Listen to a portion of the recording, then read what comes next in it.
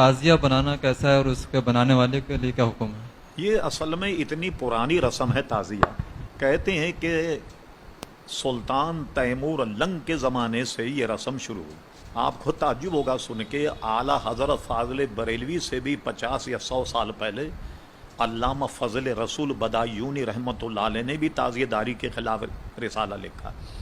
تو اعلیٰ حضرت فاضل بریلوی کا بھی رسالہ ہے، رسالہ تعزیہ داری. پورے ہندوستان میں سب سے بڑے تعزیے جو ہیں وہ بریلی شریف میں نکلتے ہیں. آپ کو تعجب ہو، اتنے بڑے تعزیے نکلتے ہیں کہ آپ تصور نہیں کر سکتے پورے ہندوستان میں. اعلیٰ نے رسالہ لکھا اس کا. تعزیے کو جیسے امام حسین کا مزار اس قسم کا ماڈل بنا کر کہیں رکھ دیا جائے، اس میں کوئی حرج نہیں. جیسے ہوتے ہیں اب تاج محل کا ماڈل بنا ہوا یا کعبے کا کوئی ماڈل یا مسجد نبی کا فوٹو سمجھ لیں یا ماڈل کہیں رکھا ہوا، اس میں تو حرج نہیں. لیکن اب وہ تعزیے کو لے کر کے ڈھول دھماکہ کر کے پورے شہر میں گھمانا، منتیں چڑھاوے، بلکہ ہماری سنی خواتین جاتی ہیں تعزیے سے منت مانگتی ہیں، اور وہ کیا کرتی ہیں کہ اس میں وہ کچھ پرچیاں ہوتی ہیں، کیا ہوتی ہیں، اس کو اٹھاتی ہیں.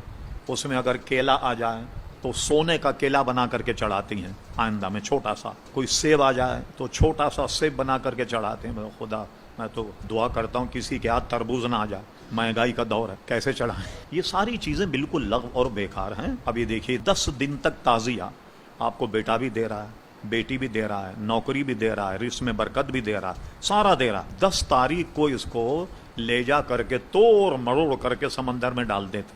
اب کیا ہوا بھائی آپ کے مشکل کشا؟ تو ایسی رسوم سے مسلمانوں کو بچنا چاہیے. ہم نے ایک مرتبہ اخبار میں مضمون دیا، جرأت میں سوالوں کے جواب دیتا ہوں. کسی نے سوال کر لیا، میں نے دیا تو پورا ہنگامہ شیعوں نے کر لیا، یہاں تک کہ اخبار والے کو معذرت کرنی پڑی. میں نے تو معذرت نہیں کی، میں نے کہا میں تو اپنے مذہب کے متعلق لکھا، یا آپ یہ سوالات مجھے بھیجیں نہیں، آپ مجھے سوال بھیجیں گے تو میں تو لکھوں گا.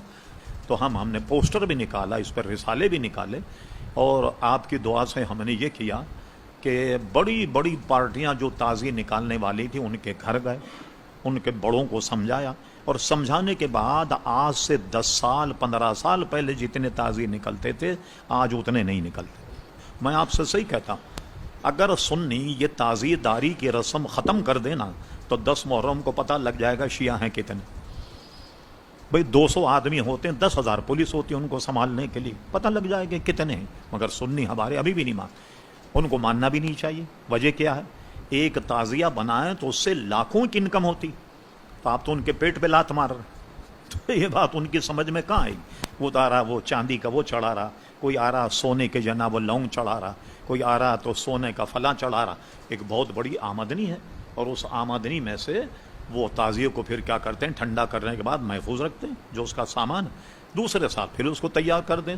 تو یہ معاشی مسئلہ بھی ہے اصل میں تعزیہ بنانے والوں کا. لیکن ہمارے نزدیک مروج یا تعزیہ جو ہے یہ جائز نہیں.